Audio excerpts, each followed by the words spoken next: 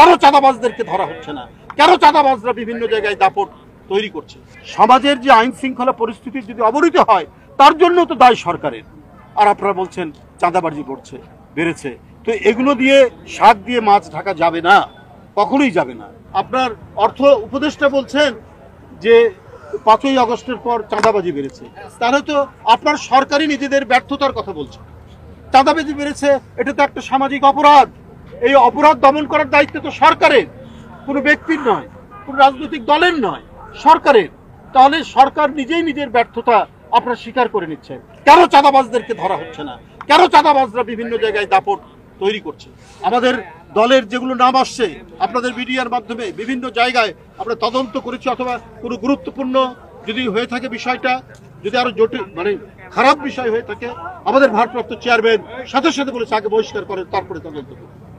এইভাবে শত শত হাজার হাজার নেতাকর্মীকে আমরা পদক্ষেপ নিয়েছি। কিন্তু আইন প্রয়োগকারী সংস্থা এবং আইনকে বাস্তবায়ন করার দায়িত্ব তো সরকার। তার অর্থমন্ত্রী বলছেন যে চাঁদাবাজি বেড়েছে 5ই আগস্টের পরে, তাহলে তো আপনাদের আর ক্ষমতায় থাকার বৈধতা তো আপনারা নিজেরাই নষ্ট করছেন, আপনারা নিজেরাই সেটা হারিয়ে ফেলেছেন। আজকে অর্থনীতির চারিদিকে যে হাহাকার চলছে, সে হাহাকার আপনার একের পর শত শত গার্মেন্টস ফ্যাক্টরি বন্ধ হয়ে গেছে, কোনো কর্মসংস্থান নাই, শিল্প কলকারখানা বন্ধ, ব্যবসা বাণিজ্য প্রায় অচল অবস্থা। তো অর্থমন্ত্রী আপনার দায়িত্ব এইটাও। এবং সমাজের যে আইন শৃঙ্খলা পরিস্থিতি যদি অবনতি হয় তার জন্য তো দায় সরকারের। আর আপনারা বলছেন চাঁদাবাজি বেড়েছে।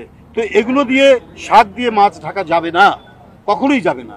আজকে যদি একটি সরকার যদি দুর্বল থাকে, আজকে নানাভাবে দেখছেন এই যে দুর্গাপূজা হচ্ছে, আমাদের হিন্দু ধর্মাবলম্বী সম্প্রদায়ের একটা প্রধান উৎসব।